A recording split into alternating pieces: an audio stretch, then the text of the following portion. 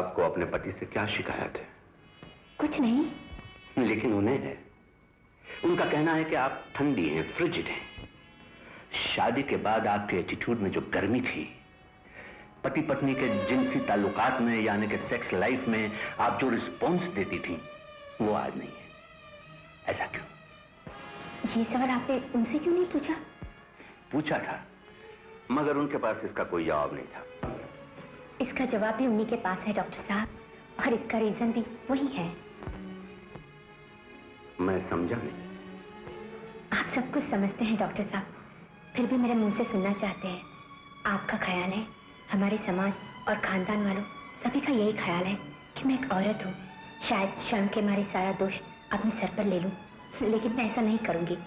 एक मर्द अगर कमजोर है, वो मेरे जिस्म की भूख नहीं मिटा सकता, तो मैं उसे नामर्द कहने में शर्माऊंगी नहीं, भले वो मेरा पति क्यों ना हो। मैं जानती हूँ औरत जात शायद मुझे बेहया बेशर्म कहेगी, लेकिन इस औरत जात की नेक और शर्मसार कहने से मेरे जिस्म की भूख तो नहीं मिट सकती डॉक्टर साहब।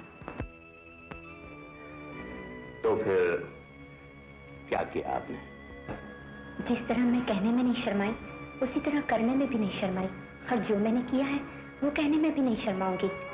मैंने उनके पर्सनल असिस्टेंट कुंदन को अपनी बाहों में ले लिया है। तो अब आप एक काम क्यों नहीं करती? अपने हस्बैंड को डिवोर्स दे दीजिए और कुंदन से शादी कर लीजिए। It is as good as that. इनसे डाइवोर्स लेकर कुंदन से शादी करके मैं जो करूंगी वो मैं अभी भी कर रही हूँ। लेकिन इसका मतलब ये नहीं कि मैं इनसे डाइवोर्स लेना नहीं चाहती हूँ। If he wants, I don't mind. लेकिन वो अपनी झूठी शान और नाबर्दगी की कमजोरी को छुपाने के लिए मेरे पास आंसुओं का सहारा लेकर रोने लगते हैं। Then what about children? बच्चों का क्या? डॉक्टर साहब, शादी करके 3 साल तक औलाद की तमन्ना और उसकी तन्हाई की आग में मैं जलती रही, लेकिन कुछ नहीं हुआ। मैं तो सिर्फ इतना कहना चाहती हूँ कि अगर वो नहीं चाहेंगे तो उन्हें बच्चा नहीं हो सकता, अगर वो चाहेंगे तो उन्हें बच्चा हो सकता है। वो बाप कहलाएंगे लेकिन नहीं होंगे। बाकी तो सब बातें आप उन्हीं से पूछ लेना कि वो क्या कहना चाहते हैं। मुझे खोना चाहते हैं या किसी और के बच्चे का बाप बनना चाहते हैं?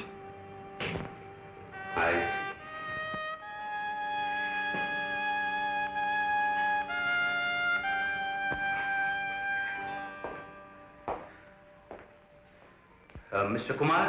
Yes doctor. Please come out.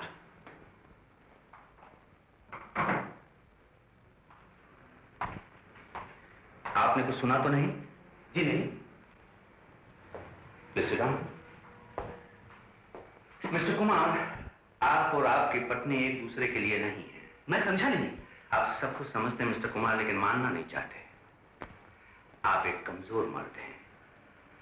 आपकी पत्नी की औरत के रूप में आपसे मर्द होने के नाते जो मांग है, आप उसे पूरा नहीं कर सकते। शुरू में 1-2 साल आपने दवाइयां और इंजेक्शनों से काम चलाया, लेकिन अब जब वो सब कुछ असर नहीं करता तो आप बेबस हो चुके हैं।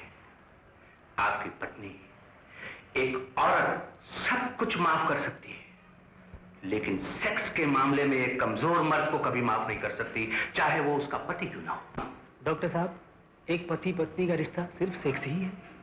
नहीं, और भी बहुत कुछ है। Sentiment, emotion, belonging, parenthood. लेकिन एक खास उम्र तक, मिसाल के तौर पर 40 या 45 तक, सेक्स बहुत ही इंपॉर्टेंट पार्ट प्ले करता है। तो आप ही बताइए मैं क्या करूं डॉक्टर?